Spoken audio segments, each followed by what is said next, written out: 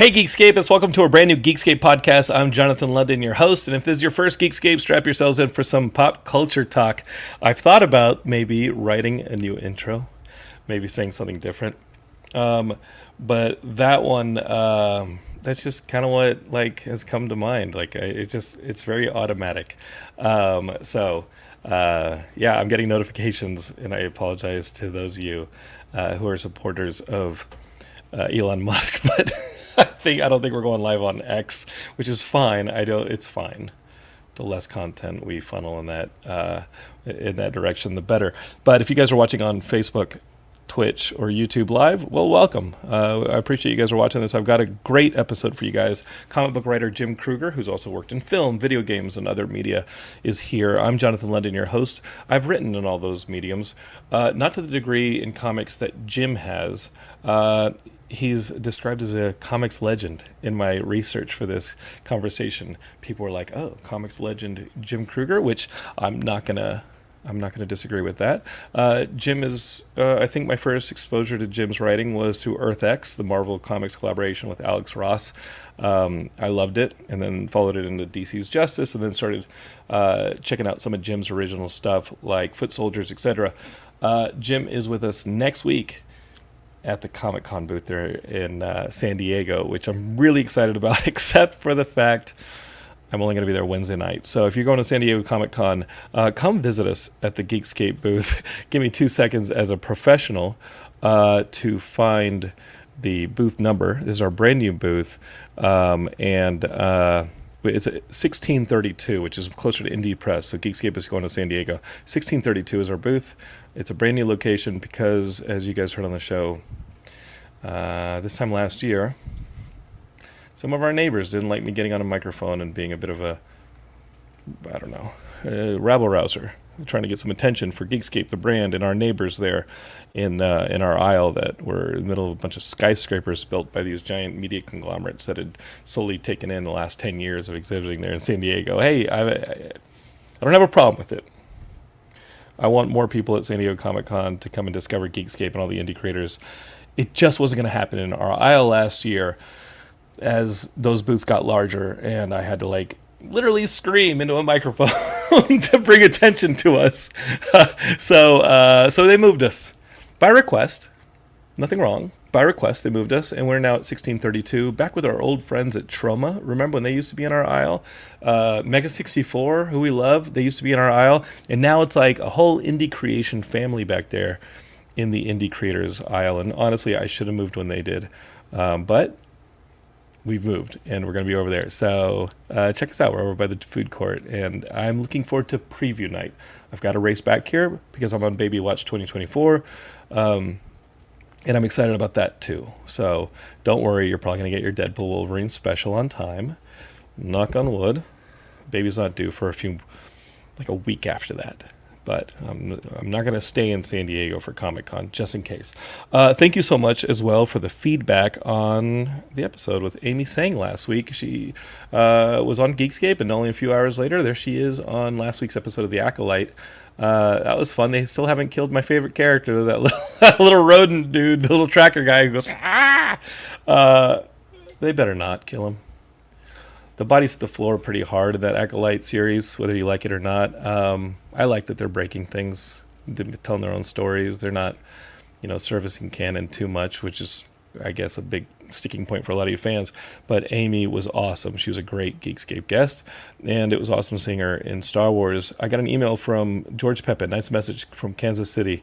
The last episode's interview welled up some tears. It was a beautiful interview. Thanks. He says, I'm really glad that you do what you do. Just hearing her life story and you connecting the dots, and then her seeing the dots being connected, the humanity of it all. Oh, man. Here I am trying to be funny on the show, and you well up with tears. Thanks, guys. Thanks. All right. That's enough of that filibustering. Let's get to Geekscape. Let me throw down the theme song. We'll be right back talking all things comics and more with comics legend. We'll ask him how he feels about that. Comics legend Jim Krueger.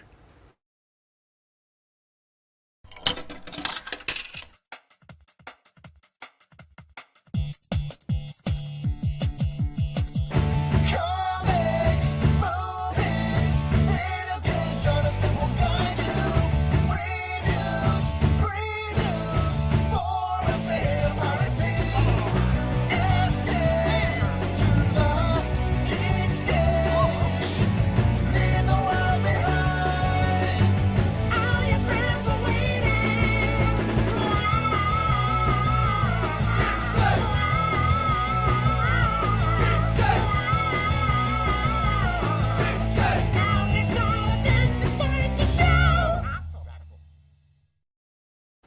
All right, Geekscapists, we're here. Welcome to Geekscape. Let's start the show. Jim Krueger, like I said, is best known for his collaborations with Alex Ross, Earth X, Justice, his own work, Foot Soldiers, and now he's got a brand new collaboration with music artist Steve Aoki. We're going to talk all about that. And I think that's pretty exciting. I think more art should overlap, bleed in, talk to each other, and all that. It's called Hero Quest. And Jim is on the show. Hey, brother, how are you? I'm excellent, thanks. How are you? I'm good. I'm good. A little hectic over here at Geekscape headquarters with the baby coming. You're a dad, right? Yeah, Jim, do you yeah, have yeah, kids? yeah. I do. They're all older now, though. So It's you like a know, Pokemon, right? Like it's like a Pokemon. Having a kid. It's not like a yeah, Pokemon, is it? yeah. No, no, no, no. It is. I'm just trying to think of how you would say. I guess a lot of times kids disappear and you have to spot them. So there's that aspect of Fight them in the Pokemon. grass. You Sometimes you gotta know, fight them. Have them fight other kids. They yeah, do evolve. they You do. gotta feed them right things. And then hopefully we do too along the way. Hopefully. Oh, I saw my friend Chris Strompoulos. I saw him yesterday morning. Chris goes to the same Starbucks I do. It turns out, and I'm usually there at like 5 a.m. when the demons need to come out of my head. I'm usually there writing, and Chris Strompoulos, if you remember the Raiders remake, Chris, when he was in the mid '80s, he was a middle schooler, high schooler, and he and his friends went to see Raiders of the Lost Ark. They fell in love with it, and then they painstakingly every summer through high school reshot Raiders of the Lost Ark shot for shot. You've Oh heard of this thing? yeah, yeah. Of course, I Yeah. watched it. I saw it. Yeah. So Chris plays Indiana Jones, and Chris and I became friends about 20 years ago when I was doing a short documentary on them, and then they've been on Geekscape several times as they went to finish the movie. They did the flying wing scene. They had to do a Kickstarter for that. They came on Geekscape, and then when they released that and this and that, but randomly I see Chris and we connect now every couple mornings, and he does this thing. In Geekscape, it's not dismissive. I will take all the advice I can, but as somebody who's overwhelmed, it just, he just goes, "You'll be fine." I want somebody to feel my pain. You'll be fine. Yeah. You'll be fine. Why does everybody have more confidence in me than I have in me? You're gonna be Oh, great. oh, but, but that's just, it's you. It's what you say to yourself, and then other people have to reaffirm or You go, affirm, it's gonna be great, Jonathan. You're gonna be fine. and then Okay. reaffirm their affirmation. So. It's like the inception of affirmation. I think you just have to. If anything, I'm hoping, Jim, what you're saying about your own evolution as a parent is that keep taking care of a human being, making sure they're okay, forces you to stay present, right? Like you have to pretty Yeah. much take things minute by minute and make sure these defenseless little blobs that turn into full-fledged adults. Yeah, it's Right. really. Which takes us back to Raiders of the Lost Ark when he says, "I don't know. I'm making this up as I go." That's kind of parenting, you know. I don't know, not yet, but I'm freaking. And you Geekscapists are going to be there for the ride. Well, not the whole thing. Like you guys, you all have been through a marriage or a divorce or a remarriage. Like this is my own little Or prison. I mean, divorce. Truman shows. Yeah. No. Uh, Jim, let's take us to you in your life. Discovering comic books. You used to go in your dad's truck Yeah. and help him out when he was working as a Yeah. kid. And your Yeah. Like payment like for like like six, behaving yeah. was a comic. A comic book, like 6 years old, 7 years old. He had a tow truck, so when he'd come home, to take me on, he'd have all the lights spinning on top and stuff like that. And pick me up, and there'd always be a comic like sitting on the seat for me, because he'd want me to read it before we got to the job, just in case my hands got dirty. So, you know. Wait, was your dad like a collector? Because that sounds like the kind of sensitivity towards like the condition of a comic book that you'd expect from somebody who collects. Or No, no, but he had a fondness, he had a love for it. Like he had memories of his dad bringing him a stack of comics when he was sick or when he was stuck at home. And so I think he thought that that was a fun, cool thing to do. that's beautiful. And you had brothers or sisters? One brother, And yeah. were they into comics too? Because I remember, like, I kind of stayed in the comics lane when my brothers fell off of them, but we would all kind of get the comics or use an allowance that you'd have at the spinner rack in the grocery store, and that stuff was kind of like to appease us as kids, like, hey, hang out at the spinner rack, we're gonna go grocery shopping or whatever. And it sounds like there's a version of appeasement there for behavior in this Yeah. story, but we would all trade the comics. We'd get 3 comics and we'd read them and trade them, and then by the end of it, you'd be able to read all 3 issues. Your brother and you connected in that way, or were they not into comics? Yes and no. He was never into it as much as I was. He was definitely a better student of math and history and science and things like that than I am, or I was. Are they mutually exclusive to comic book writing? I don't Do think you look so. back? Yeah. Well, I mean, Yeah. were you just not into school? No, no, school was fine. I was definitely into it. And I did my homework and, most of the time and, just we're just different types. So, It it felt like, just looking back at school, I'm just like, okay, it felt like something I didn't really have to try and do until college. And then when I got to college, I got walloped in that first semester and really had to dig in and figure out how to study and things that I took for granted in high school. But I think it ultimately it made me a little bit more passionate about the lanes that I chose, whether it be broadcasting, which I went to school for, film, which I then went to grad school for, and that those kind of things. I just never was going to dedicate that to math or yeah. science. Yeah. Um, Young Jim in the tow And truck, I don't want to give like, me I don't yeah, want to give me like say something wrong. Like on my right. ACTs, I was in the top 2 percentile in math. Oh, Like you're a smart dude. I never would have done geometry that in was math or really science. yeah, geometry was really easy. Science wasn't as easy, but geometry and math I just got. That's not the math stuff was never good. The word stuff, the history and English, I'm sure that came to you pretty well. It came to me pretty easy because it's just story time.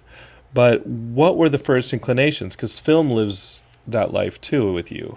There's film in there too, Hmm. and kind of like which came Oh my gosh, first, I'm film I'm or after comics? this I'm off to to pitch um, a movie on a franchise that I feel like it'll happen.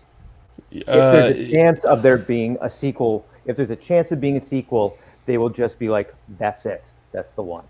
oh God, I hope so. And this is a pre-existing thing as well. I don't have it Not as a to, script, just as a pitch, but no, but no, yeah, you but it's a created franchise. No, I didn't. It's it's a someone else's pre-existing franchise. franchise. Yeah. And they want to put more, and you see that now. I just went to see this third Quiet Place movie, and when you see the first Quiet Place movie, you're like, okay, spoilers, it's been a few years, Geekscape, but you're like, oh, they killed the protagonist, Huh. great. And then you see Yeah. the second Quiet Place movie, and it's super creative, and you get it, you get how that's a sequel, and then it's like, oh, Quiet Place Day One, and I think having Lupita Nyong'o in a movie definitely helps, no matter what. But how is this going to work as a prequel? I think it really works as a prequel, and I think there's still lots of Quiet Place movies that are able to be told. And Yeah, really, me I too. enjoyed it as much as the other two. Um, this is like that, right? Yeah, so Because this is like that. If I were to pitch Quiet Place 4 this afternoon, that would not be that's what what it that is. it Geekscapists, is don't not. start that garbage. It's definitely not what that is. You were a fan of it, though. Yeah, no, I love it. Well, Love good it. luck. In fact, Like, thanks. I primarily like horror with a little humor in it too. I don't think I don't think I can do the ones without. Yeah. Right? If and no offense to the A24 stuff, no offense to maybe some of the Blumhouse stuff, but when you're raised on the man with your surname, Freddy Yes. Krueger, Yes. when you're raised on Especially when you're in the Jason, yeah 80s, 70s, 80s horror. You know. it's got to have humor to it. Yeah. We just had Sandy Carpenter a few months ago, May, on the show. She was at one of the Comic Con Revolution, and we had her for a bit. She's been on the show before. She came back on the show, and obviously she had a hand. She and her husband in a lot of those things. Oh yeah. And Sandy is funny, Yep. and I think it's important to be funny. And I know you, Jim. I've been to your place for comic book get-togethers, and you're funny. You have stories to tell. Sometimes you talk to, no offense, executives. Sometimes you talk to creatives. Sometimes you talk to people. They're not always funny. I don't know if there's No. storytellers in them. I hit a brick wall sometimes with some of these meetings. You go in and you're like, and I'm like, oh, they're numbers people. Okay, well, we need numbers people. That's good. I don't know why I'm meeting with them.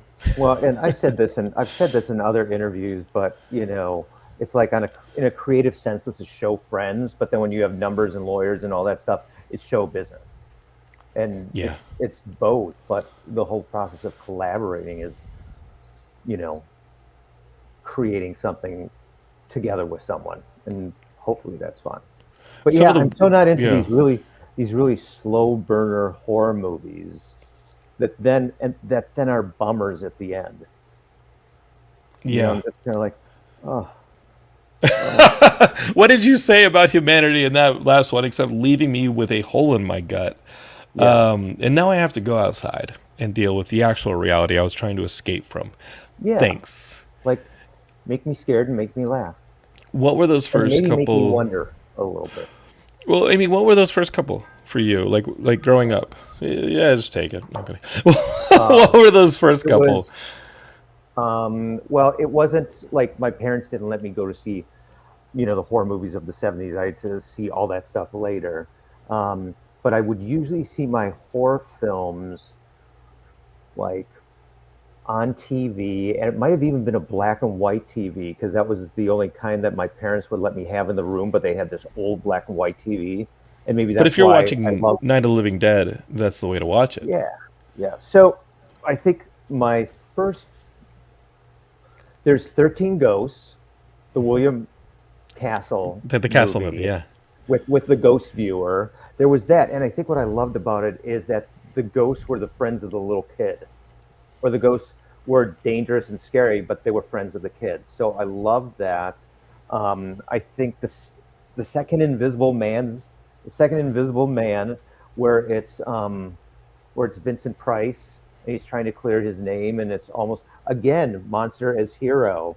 And then the Yeah. third one, which is still my all-time favorite horror movie, is, and depending where it was released, is Curse of the Demon or Night of the Demon. The Jacques Turner who came out of all the Val Lewton stuff. That's just the best movie ever. Dana Andrews plays the hero who's trying to disprove a satanic cult in England, and in the midst of it, it's so smart, so well directed. I cannot recommend enough. I'm gonna have. That's the one of the ones that you. That's the only one of the three that you mentioned that I have not seen, and I'm probably getting yelled at by our other podcast here on the network, Horror Movie Night, because they're like, "What have you? How have you not seen Night of the Demon?" But what you're talking about and giving Ooh, the can I go grab my yeah, Blu-ray? It's right here, oh, so I can please do, show please you. do, yeah. And Geekscape is who are listening to this on audio. He's gonna show me a Blu-ray. It's okay. We do that sometimes. I still am buying physical media. So if we're doing physical No, of media, course, if we're of doing course. physical media, look what I grabbed the player. Oh Robert my gosh, Altman's The Player, I love which that is such movie a so good much. movie. Still, It has no so relation to what you were talking about, but I'm like I just had it on my desk. I was like I can't wait to watch this again. yeah, amazing. So this is Night of the Demon, and that monster is like whenever you see monsters and they collect monsters, it's like famous, and people used to, the original Jacques Turner really didn't want to show the monster, but he was kind of forced by the studio. But now it's so like, Iconic. yeah, it's thanks. I needed that word too. It's so iconic. You can't like not just see it and feel like, oh my gosh, this movie's back. I'm gonna watch that one, and there's something to be said for the sympathetic villains, right? Obviously, when Frankenstein tosses that girl into the pond, it's brutal. It's Yeah, just horrifying. worse for the Uh, girl, it, but it's just a really great. It's the best beat in the movie. His piece with the little girl. In my opinion, that piece with the little girl is such a romantic piece of that film. Uh, to take it towards something that's a little more. I don't want to judge it. I'm not going to judge the stuff, but Gamera, when you're looking at the kaiju stuff, I always loved Gamera, the flying turtle, not just for the silliness of a flying turtle, but he was the one that like he was kids loved. He was the cosmic turtle friend of children all over the world. Exactly. I still remember that scene. I think it's in the second one where it seems like Gamera's dead and they have to go into Gamera's mouth and into his body to get the stuff. And I remember this mom, and I hated her so much because the kids are like, "We have to save Gamera," and she's just like, "Gamera's dead," and drags them away. And I'm like, "You're dead, Yeah. lady. You're dead." And I think Heidi, my wife, is starting to appreciate all this stuff as I really start sending her into some deep pockets of nerddom. We've only been married not 2 years yet, but we've known each other a little longer than that. And I've sat her down, and recently, I said this in the last episode, she watched all of the Crippled Masters, the old kung fu movie with the people who literally had disabilities. Geekscape is one's missing arms, one's missing legs, and they kind of team up to get revenge. And you should Yeah, look it I up. love it. I It's a love it. brand. Yeah, I love that movie. And I had her sit down, and then she watched the Ultraman movie that was on Netflix recently, Ultraman Rise or Rising, where he has to, he takes out a kaiju, and then it's left with an egg, and it's a little bit Spider-Verse in the animation, New Ninja Turtles Mutant Mayhem in the animation, so it's got like a cool That's attitude cool. to it. Yeah. But it's a nice fatherhood Ultraman movie where he's stuck with this baby kaiju, and now he's like, what the heck do I do about this? And I think that's part of the kaiju language. And one thing that Heidi always says when she sees a new kaiju movie, it's the thing that's like really blatant with a lot of kaiju films, is they're not the monster, we're the monster. But then when you add that aspect of a monster being sympathetic towards the weakest, most vulnerable among us in society, then you start to opening up to, I think, what may have led to your love. I'm just going to psychoanalyze you here, Jim. Don't worry about it. Sit back. Don't worry about it. But Superman. And I get furious when people say Superman is boring, Superman has no weaknesses, because the immediate response everyone should have is Superman has 4 billion weaknesses because of the amount of his heart. Superman is a constantly running, ticking clock hostage crisis. It's Well, like... and think about just that aspect alone and the sorrow he must have on the inside. At any time, he's probably hearing 10 people cry for help, and he has to choose which one he responds to, which means there's 9 others who haven't. In fact, that's what I think the true motivation for the Justice League being formed should be. Superman can't be everywhere at once, so he creates the Justice League. I think that's amazing. And I think when you're growing up and then you're starting to get the inklings of writing, and you don't have to pick film or comics, Geekscape is like, you don't have to pick any real lane. And you were in New York at NYU shortly after I was at Columbia in New York for film. And that was a unique time. Like 9/11 happened a week into me like moving to Morningside Heights. Like I remember still being I was on the futon mattress. I hadn't yet gotten the frame. And I was laying there on my computer dial-up, and I started hearing all the news of 9/11. And then, right outside my window, Broadway, and it's just heading down towards where you will soon be at NYU. And like New York just kind of shifted, right? It was like making something in New York. It was really strange. And you shot like when you were talking about your film They Might Be Dragons, which is you did that for NYU. Was that like a Bolek? Yeah. That was like a Bolek 16 like a reversal film. You shot that on. Yep. Do I know my indie filmmaking or not? Yeah. I love this stuff. And literally, I watched the film and I go, "Oh, this is NYU." He didn't have sync sound because that's ridiculous to have when you're running around on a Bolex. It's a pain in the ass.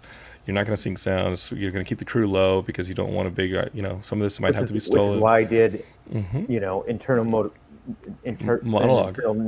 Monologue, narration, and then just added in all the street sounds, all the things. I thought it was great.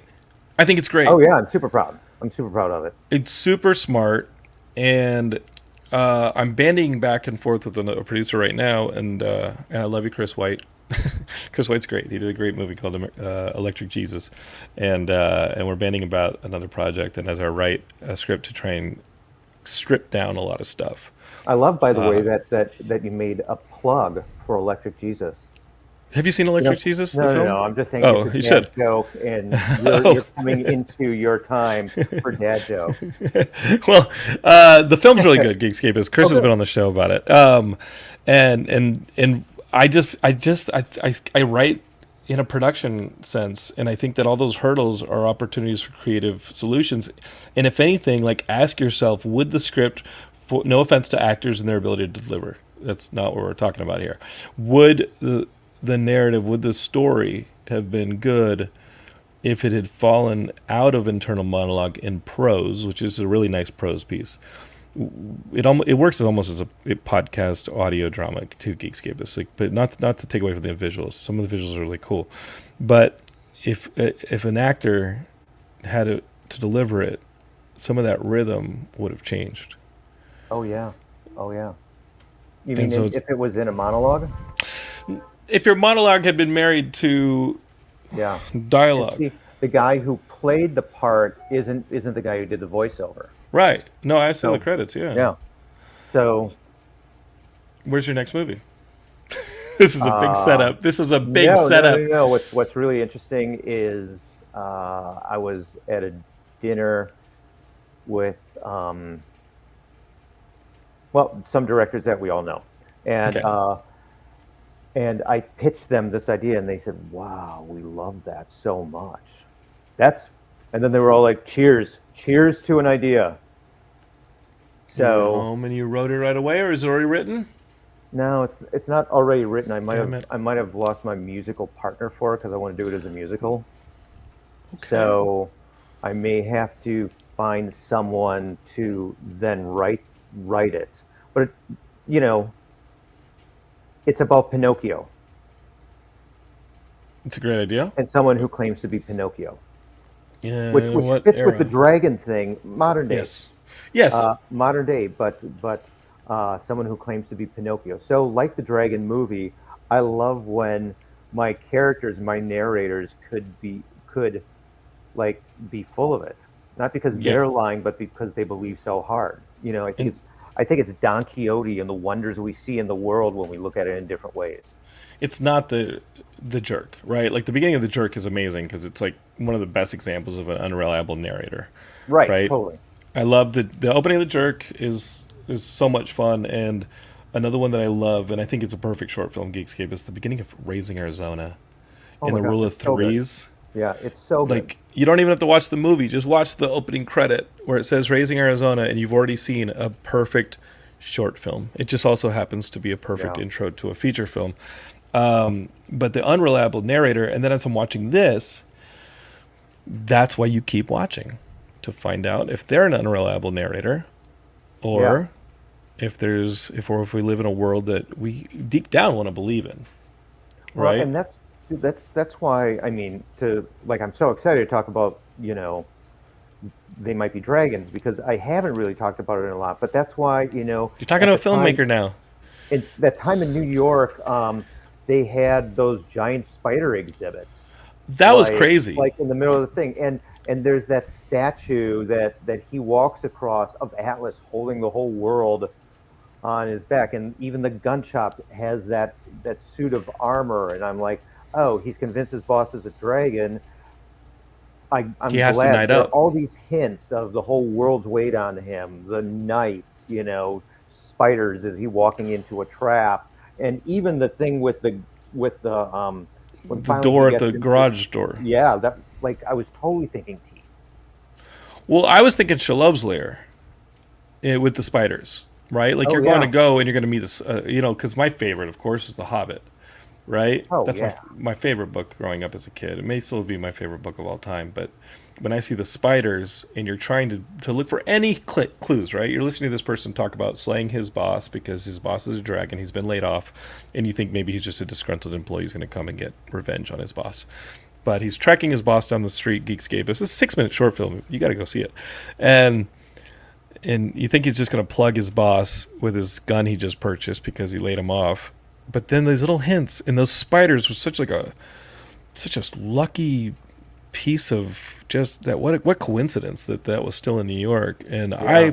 I thought of Shalob's lair in The Hobbit or Yeah. Lord of the No, see, Rings. see, that's so cool, and like that's what I was hoping would be happening. Like it opens with this ridiculous thing. Guy can't even put even his own bullets in his gun, and he thinks his boss is a dragon, and he's going to go on a quest to hunt down the boss and kill him. But then in the midst of it, with the statues and the spiders and the this and this, the hope was to make our world seem a little bigger, a little more mythic, and kind of take people like so that the audience was moving along with us. That what if this guy's right? Yeah. And the thing about Pinocchio, it's built on a character whose nose gets longer when they lie. Yeah, And if you're building on the same kind of themes of an unreliable narrator or someone who knows the truth and we don't, and Pinocchio literally has a barometer on his face of yeah. whether or not he's telling the truth. Oh, I should say right now, if you haven't read the comic Pinocchio Vampire Slayer, it's so amazing. That sounds great. It is so amazing, and where it goes, it's so great. Like I thought it was just going to be this dumb little idea. The idea is he goes into town, vampire comes up, he tells a lie, breaks off his nose, and uses it as steak. Yeah, you can do that once or twice, but it'll get Yeah, and old. that's how it opens, and that's a Yeah. blast. But then unexpected depth and greatness in that book. Now, I had never heard of it, Jim. Like, whose book is this? I think it was Slave Labor Graphics that put it out. Okay. And let's talk about the comic book industry. I'm about to launch. I'm about to announce a comic Geekscape. So I'm not going to launch the Kickstarter until LA Comic Con about there. But you guys will know about the comic and the impending, the upcoming. I'm just not going to do a Kickstarter while my baby's born. But we're going to announce that it's coming at Comic Con, and you'll be at the booth for 3 of our days there at Comic Con, Jim. Um, the indie landscape, right? Like I find myself, no offense to Marvel, no offense to DC, and the need to keep doing overlapping story arcs and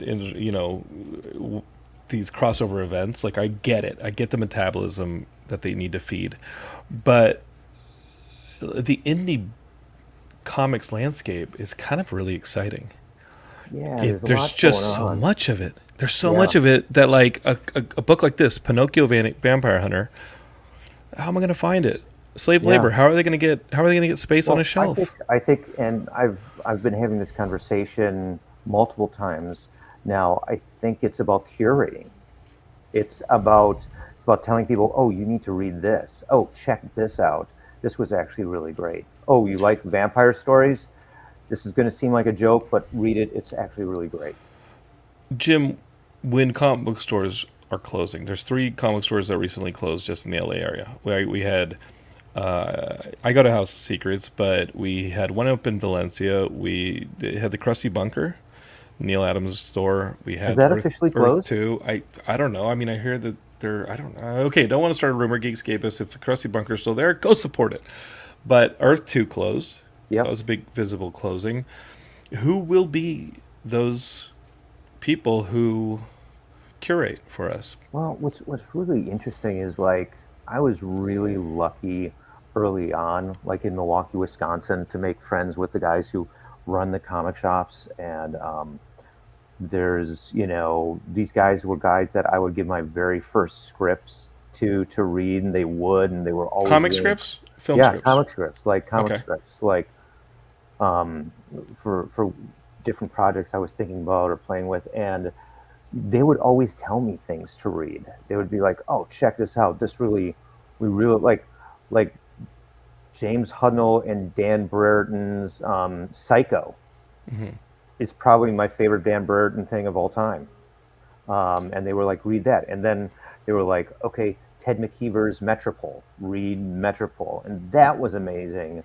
And then it just became about like again. I think the key to everything is becoming friends.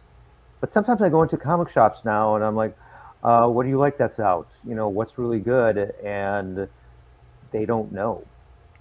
Wait, they don't even try their own product?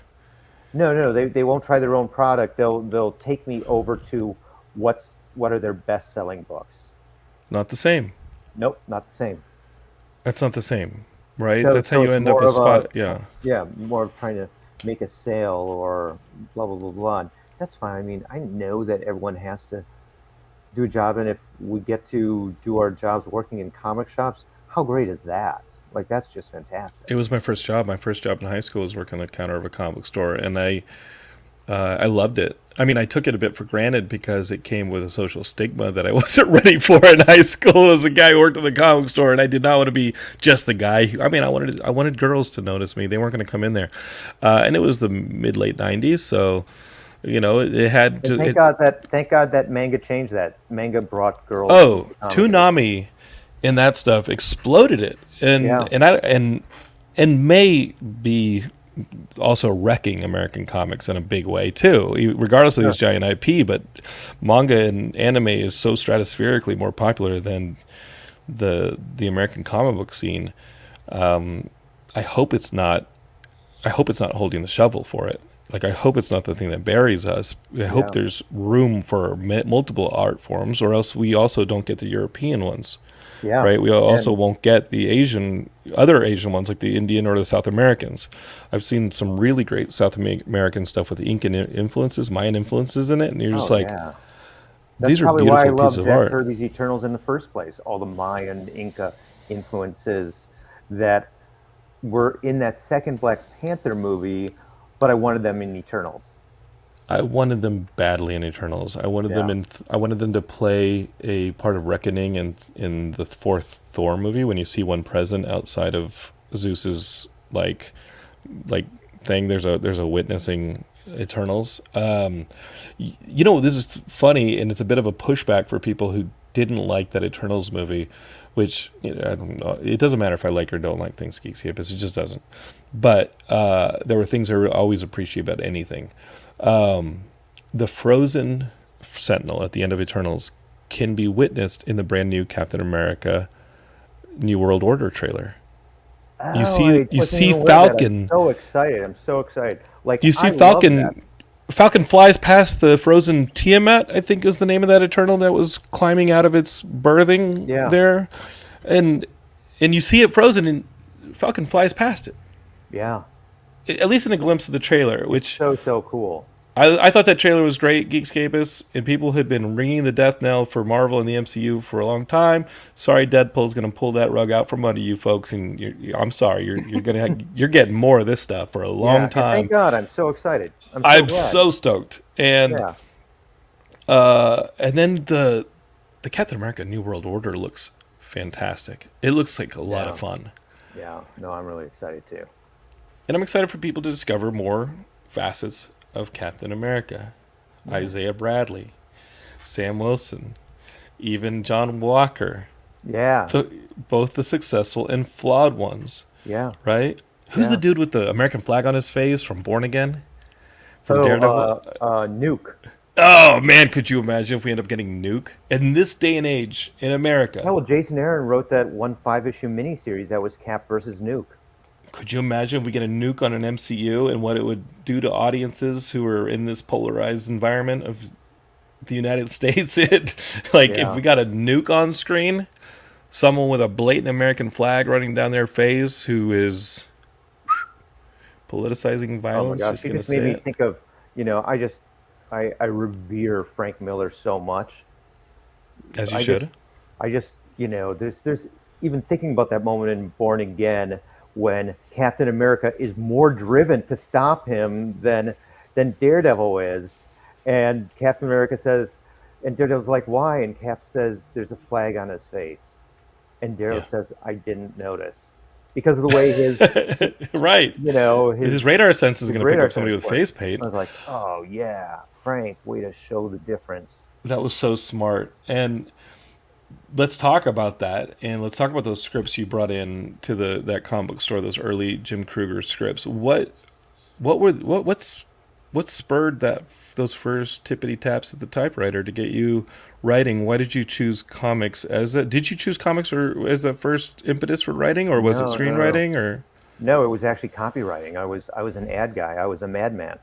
Um, I did ads for well, it was Wisconsin, so it's the Sheboygan Coho fishing tournament and things like Holy that. I was writing ads for silo unloaders. I was writing ads for teat dip, which is what you rub on a cow's udders before you milk them, so there isn't so much chafing, I suppose. Did you test the products to get an understanding of them before you wrote this copy? Like, how in depth So did you go? I got to go and interview a couple farmers, and that was like they were all super fun. It was all about like eating and trying stuff, and they're like, "Here, try milking," blah blah blah blah blah. You milked But the but I cow. didn't. They had to Yes, have I you did. milk it. Yeah, Yeah. but I didn't. And I tipped one. It is a real thing. Yeah. Yeah. I've Um, tipped a cow. I grew up in but Texas, so. but it's one of those things where I was doing that stuff, and then those jobs, because of how business was even going in Wisconsin at the time, those jobs only lasted 6 months. But in those 6 months, I'd make some awards and I'd make some friends, and then I'd move on. And then finally, I was like, Marvel's a business, and that made me begin to track down and look for people I could talk to at Marvel that ultimately I could go and start writing copy for them. And you were writing comics the entire time you were doing the treats and Yeah, yeah, the I was ads of. already. In fact, Still sometimes love that. I'd even sneak to one of the attics while I was there to read like the newest Hellboy or the newest Knights of Pendragon or Captain Britain, and I always read Oh Captain man, Britain over and and over and again. at that point we're starting to get the 2000 AD stuff where we the Dread stuff is opening up. I love Slain. Oh I my think gosh, some of yeah. that Slain is like the Hulk meets Conan. I think it's fucking awesome. That's a And character that Zenith, we haven't seen a lot. Zenith or Zenith from 2000 AD is in my top five comics of all time. I just love it and reread it. It's top five. And we start to see the heavy metal stuff. We start to see the 2000 AD stuff. We start to Yeah, see even Marvel. It's so successful with Geekscape is you get Marvel UK. You start to get those characters.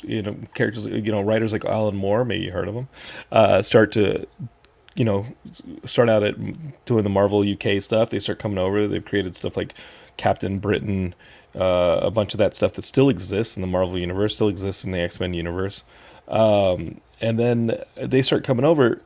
Then Mike Richardson, and we talked about, I think I talked about Concrete 2 episodes ago and Madman and how much I love the Mike Richardson, what he was doing in the late 80s into the 90s and those yeah. Hellboy stuff, the Mike Mignola stuff. What did that do to you as at this point you're now at Marvel? You're working in Marvel, but Right. Marvel is going to put out Marvel books, and are you writing Marvel books when you get over there? I know you're a copy editor, but like, how do you move No, over? How no. do you go My across my the aisle? Oh, well, basically, basic. Well, my first job at Marvel was to promote Marvels.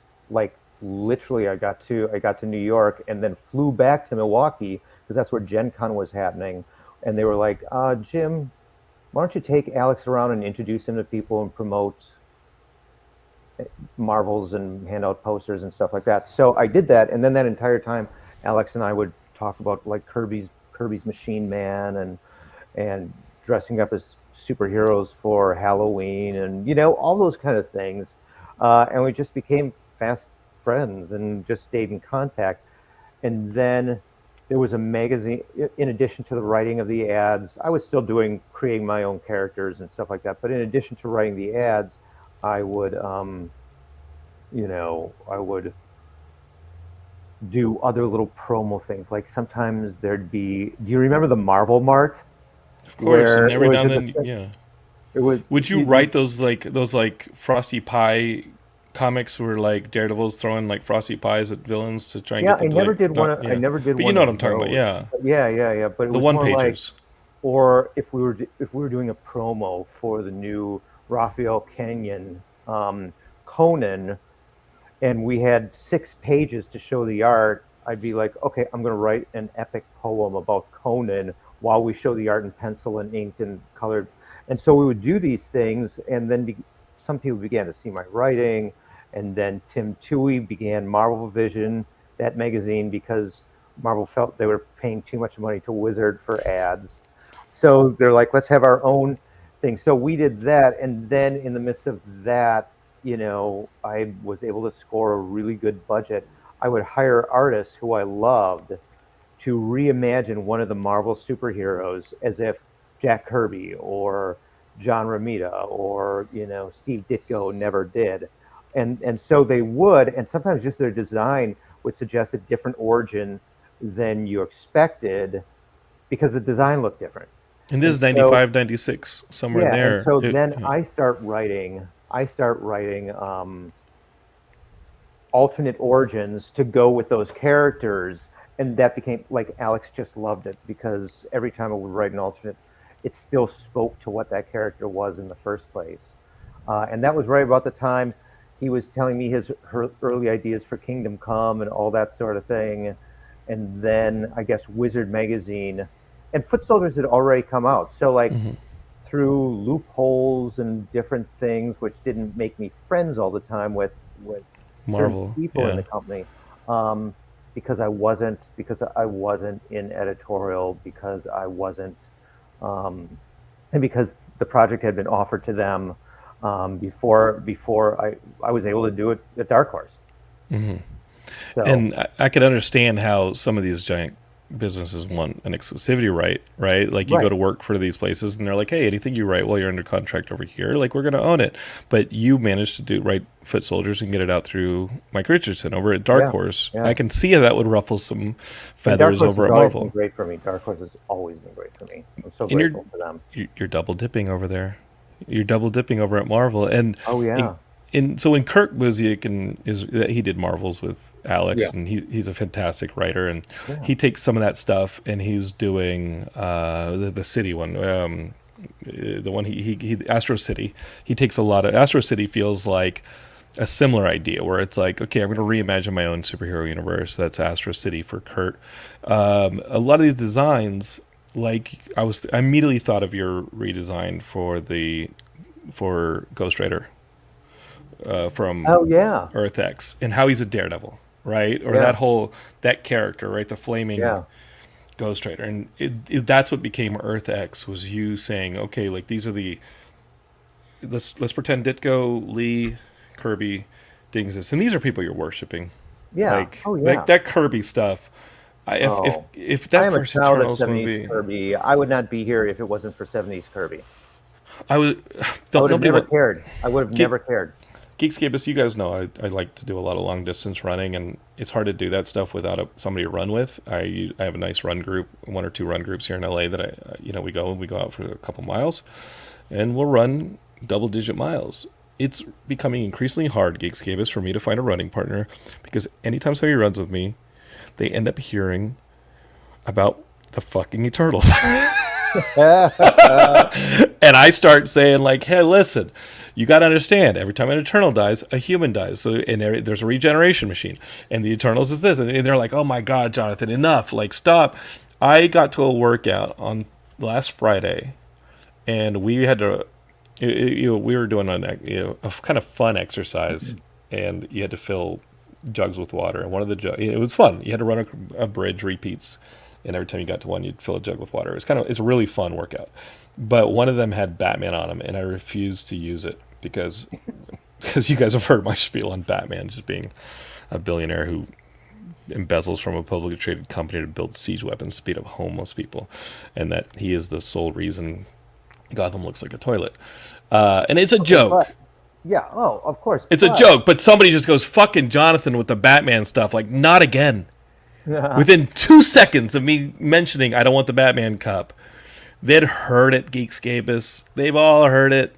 They've heard my spiels. You've heard my yeah. spiels, Geekscapists. Well, and if you can find it, I wrote a short Batman story from the cave's perspective.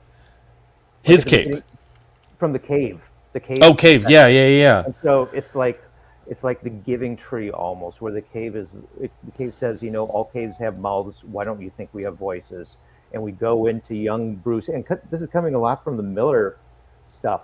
Mm-hmm. Bruce being down in the cave and mom calling down to him that he has to leave, and he's like, and the way I wrote it, he's like, but mom, not Superman, but Yeah. um, Zorro has a cave, Edmond Dantes has a cave, and she says, well, Bruce Wayne does not, and he gets out and stuff like that, and we see all the bats around, and then the cave is like, and I didn't see him for a while after that, but when he came back, he was different, and we see him holding the blood-stained white pearls, while the cave is overjoyed that he's come back, and now there's no mom to tell him that he can't live in a cave, or he can't be Zorro, or he can't be Edmond Dantes. and it goes on that way. Even He like the bat seduces that him. goes through the window, um, she's like, I sent one of my children to bring him here so he would know what he could be, you know, and so you see, like all that stuff. I was so excited because it's such a fairy tale, and that's the reason this rich kid he makes bat based like bat sculpted speedboats and Hmm. helicopters and stuff like that. It's because I think the wound on him was so deep, was so hurtful, you know, he's Arrested Development. He's an Arrested Development superhero.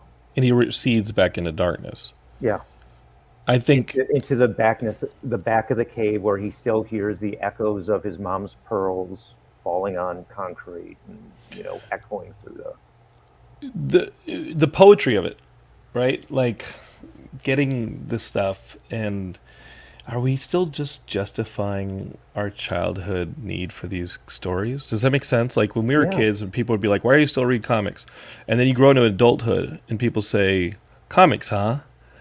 As an artist, as a writer, a story like that is a pretty beautiful justification for why that character exists the way they do. Is it your yeah. grown up artistic version of you at 6, 7, 8 telling people why you still read comics instead of collect baseball cards, etc.? Uh, I don't know the answer But it's to that beautiful stuff. because the writing kind of takes over, and but it's like when I clean my kitchen, I feel a kind of like I feel better about myself that I clean my kitchen. And I so do I too. think it's one of those things that kind of make me feel better. Like I think of writing a story as if it's a mystery, as if there's You want to there's crack it. You want to crack it. there's something in it that once you crack it, you feel like, oh yeah, I stumbled upon something that wasn't there before, and that's kind of a magical experience. Um, It's the and drug. maybe sometimes, yeah, Yeah. sometimes it's a piece of dialogue, sometimes it's a moment. So a project that I have coming up that probably won't be out for a while yet from Gungner is I'm writing three novels where I do to the Peter Pan mythology what I did to Earth X. Like Oh, I'm that's so proud. cool. I figured out the way to do Peter Pan, and I am not arrogant in any way, but I think it'll be the best Peter Pan story ever told. It's prose. Yeah. Okay. Okay, we'll be looking for that one. We'll be looking for that one. I And always played with I'm the doing a lot idea. of prose these days all of a sudden. What's that about? Uh You don't like to collaborate with people anymore.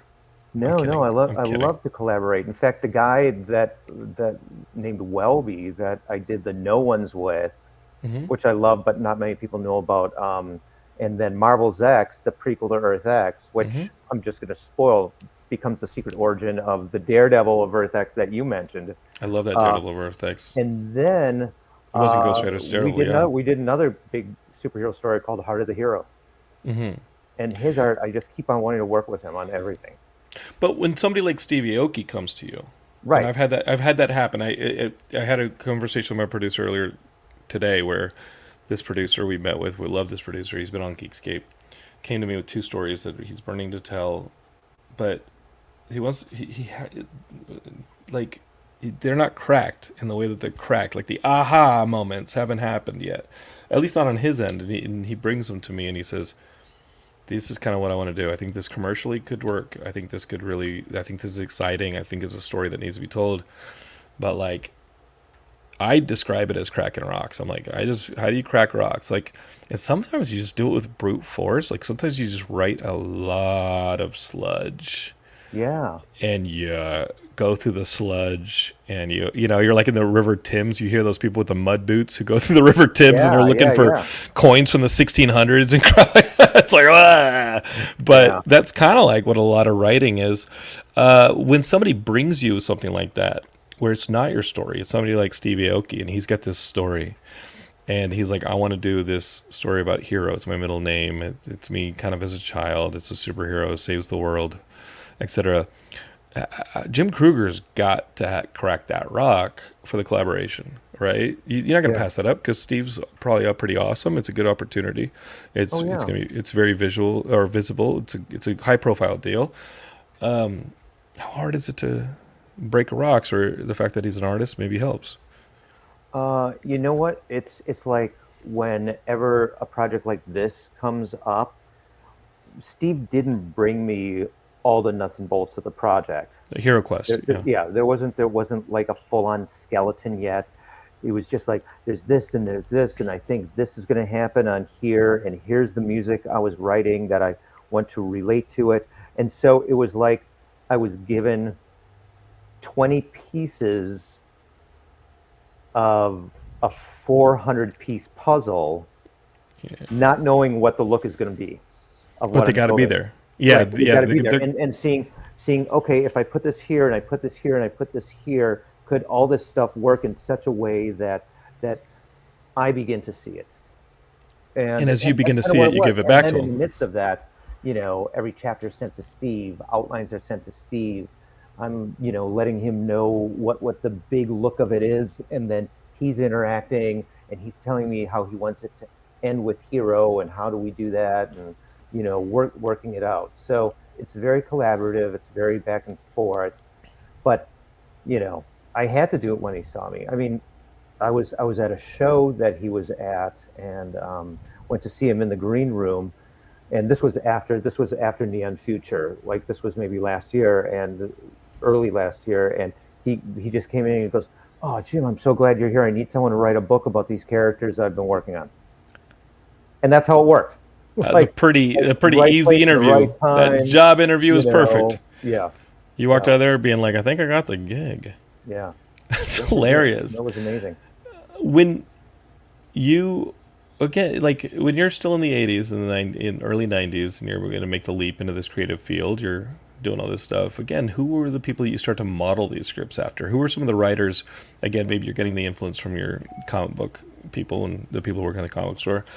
Whose frameworks did you start to look at? Oh, it Like, was. did you just throw yourself right into full script? Did you even know that without the internet, Yeah, I Geekscape, did. I how do did you full find that? script. I did full script Yeah, right away because it was like using an image or a picture with words and stuff like that was part of that visual poetry and lyrical poetry of telling it. And so I wanted to do full script, but it was all Alan Moore and Frank Miller. Alan Moore and Frank Miller. I mean, Sandman didn't do it for me. hmm. Really didn't do it for me until I heard the radio drama, and then I thought it was the greatest thing ever. I think Oh, that the radio podcast Neverwhere. thing. I think the book adaptation stuff, like the book reading of like stuff like his Neverwhere or whatever his universe stuff is. Those are really when he does his own readings. I think this Yeah, is great. yeah, it's really fun. Right. And then I most like, well, Neil Gaiman. We're talking Neil Gaiman. I Yeah, most like we were his talking short about Neil Gaiman. stories. I most like his short stories and kid stuff like Coraline and Graveyard Book and Wolves in the Walls and all that kind of stuff. But as a college student, I don't mean to age you too much, but it's out there on the internet. But like as a college student, as somebody who's trying to get his feet wet, maybe you don't want to write another damn T-Dad again. Um, the more stuff and Yeah, the Frank Miller stuff is the stuff where you're like, this is it. but you pick two of giant, the giants of that. There's nobody bigger than those guys at But that they era. weren't even giants then. In the, I mean, you're talking about Dark Knight Returns and Swamp Thing era, and Well, you're and I would like, even I would even think Miller Daredevil is more influential on than sure, Dark Knight is. sure, and you're like, I could do this. What the hell? Well, being a storyteller is being a liar, and we begin by lying to ourselves that we can do it. Is You this a know, theme with you, Mr. Krueger? Is this the I guess theme? so. Why go to NYU after you've had a bit of a career? You've had Marvels. You've had Earth Well, not X. No, you not didn't have Marvel, Marvels. Not right? Marvels. You've had Earth Um, X. heard You've I had some had indie Earth books. X, and You then had Justice.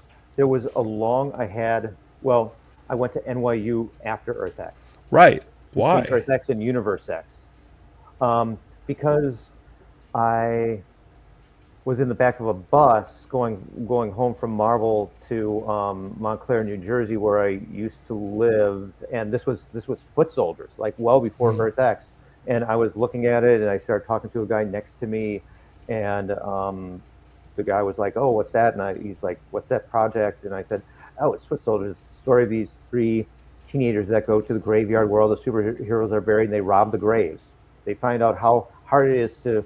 So he's like, "Oh, interesting." So he gives me his card, and he said, me and my partner make some films. I'd like to show this to him, see if we can't get in the business together."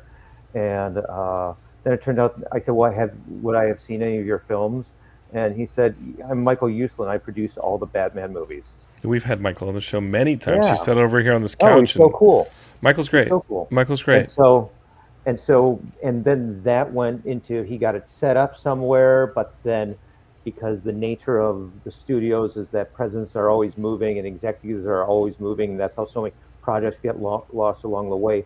The project got lost, but then Michael still loved it so much that he said, "Jim, give me a free option on it for the next year, but I think you have it in you to write film, so I'll teach you how to write a screenplay."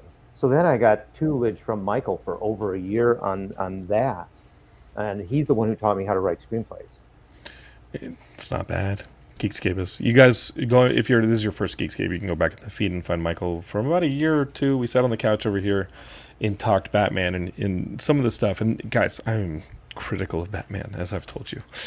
I think he's a pulp character who like secret warred himself into the new world of superheroes, right? Like I think he really is like beautifully there with like the Phantom and Oh yeah, the Shadow and these characters, and then somehow he survived the dying world of the pulps, and he ended up amongst the superheroes, and he's still hanging tough with everybody. yeah. And Michael, and that's always been my take, is like he's a pulp hero that somehow survived the dying universe of pulps and ended up in superhero comics, which is kind of cool. And how did Michael respond to that? I didn't say that to Michael, but Oh, what Michael said to me was, because I always think that I would love to write a Two-Face story because of the dichotomy between Bruce and Two-Face, because they're the only Bruce knew Two-Face before he became Batman, before Two-Face became yeah, Two-Face. Like they know each other. yeah. Two-Face And is the story of what would have happened, if how Bruce Bruce could have had, gone. He could have and gone villain. so Two-Face discovering Bruce's identity would be so incredibly destructive on a personal level, and like Yeah, he could take him apart. I always think of Two-Face as like the strongest nemesis for. I love Two-Face. He's romantic to me, but Michael is a Joker person, which is the darkness on the inside, the light on the outside, which is the right. reverse of the dichotomy for Bruce. And when he said that, I was like, yeah, you're better than me at this Batman stuff. And you're the Batman guy. I got you, Mike. I saw him at Comic-Con last year. He came by the booth and we hung out for a little bit. Oh, that's He's awesome. Michael's great, and I'm just really thankful for Geekscape for putting me in this whole sphere with people who are filmmakers and comic creators, because your boy couldn't get himself arrested when he started this up, and now we're getting ready for the middle of our 18th year and Geekscape 700 of probably 1,000 episodes at this point and 40 podcasts across our network. It's a lot of fun, man. And signing at the booth next year or next week, Jim's at our booth. He's got 3 days on the schedule. I'll publish the schedule. I'm waiting on one more person to confirm, and then I'm publishing the schedule of Geekscape. So it'll be out on all of our channels. If you search for Geekscape on any social media, etc., you'll find us. You'll see the schedule. Anything special for you coming up in San Diego next week that you want to shine a light on? Well, I'm part of the Return of the Human Fly. The Marvel's character of the Mm-hmm. '70s. There's a Mm-hmm. company out of Australia, and they're beginning to launch that book. So I have like 4 Human Fly scripts coming up, but it's kind of the only Marvel book that hasn't been collected since. That's And cool. they're like, well, Marvel had a joint copyright with the actual Human Fly, because he was real. And so there's that, and then there's an announcement of a book that's coming out at the end of the year that I've been working on for years, but it's part one of a book. Part two will come out next year. Prose again, but short stories, but something I've been dying to get out for years and years, and some really sweet and sappy stories if it's like Christmas tree sap, but but but not. Right. Well, there's Yeah, always a little bit of a twist with you, Mr. Krueger. It always has to have a little bit of a puzzle. There's always going to be a little bit of Darkness. subterfuge with you and Oh well, your. yeah, You need the lying. You need the unreliable narration of it all. You love that yeah, stuff. You like yeah. the I do. you I like really showing do. people there's nothing up your sleeves, and then kablam. Yeah. Well, it's the Alan Moore thing he said on the BBC Maestro channel. Did you see the thing he said? No.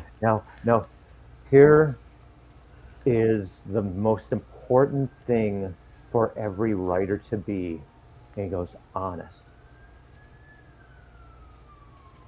And then he goes, no, I'm lying. And that was his answer. Yeah, You I think know? that's amazing. Well, listen, we're gonna see you next week. Yeah. Come by the booth at preview night. Say hi. It's the Oh, only I totally time. will. It's the only time you're gonna see me, Jim. I'm Yeah. sorry. No, I If totally I can will. be back in my bed at 11 or by 1 a.m. that night, I'll be nice and rested when I sit down in the theater for some Deadpool Wolverine here in LA. Awesome. But the booth will be there all weekend. Geekscapists and Jim will be there for Friday, Yeah, Saturday, and I for think I'm Thursday, gonna Friday, bring. and Saturday. Yeah, I think I'm gonna, or yeah, Thursday, Friday, Saturday, I'll be there. I think I'm just gonna bring some prints and print up some special prints that I'll only have 10 of each kind or something like that. Brother, I'll do an I extra love 10. that. Whatever you need, Matt Kelly and the Geekscape booth will take care of you. Geekscapists, you know where to find us right here on this feed. Subscribe to Geekscape, share with your friends, leave us those 5-star reviews. They help our visibility, so people go, "Oh yeah, I've heard of you. Oh come on, that'd be fun." Jim, I appreciate you coming on the show, man. It's been great talking comics. We really nerded out together. Awesome. Yeah, no, I was really happy. Great interview. Best Thank you. best place for people to follow you. Probably Instagram. Okay. I'm Jim Krueger. There's going to be a website up later on this year, and I'm working with some amazing people who are even talking about building that because there's other talk of other things coming out from that same company. So, Well, Jim, good luck with your meeting. I hope that it's a green light. I hope they send you straight to script and all that. And well, I think no, this sell it in the happens so I room. can meet Sell it someone in the else. room. Oh, yeah. Sell it in the Well, room. Sell it in the room. there'll be beer. I guess that's okay. Well, Jim, I'll see you next week. Thanks for coming on Geekscape and Geekscapists. Don't hate, create. You know how we do. We'll see you in San Diego. And keep yourselves looking at all the Geekscape channels for some exciting news. And Geekscape 700. It's coming your way. Thank you, guys. Peace.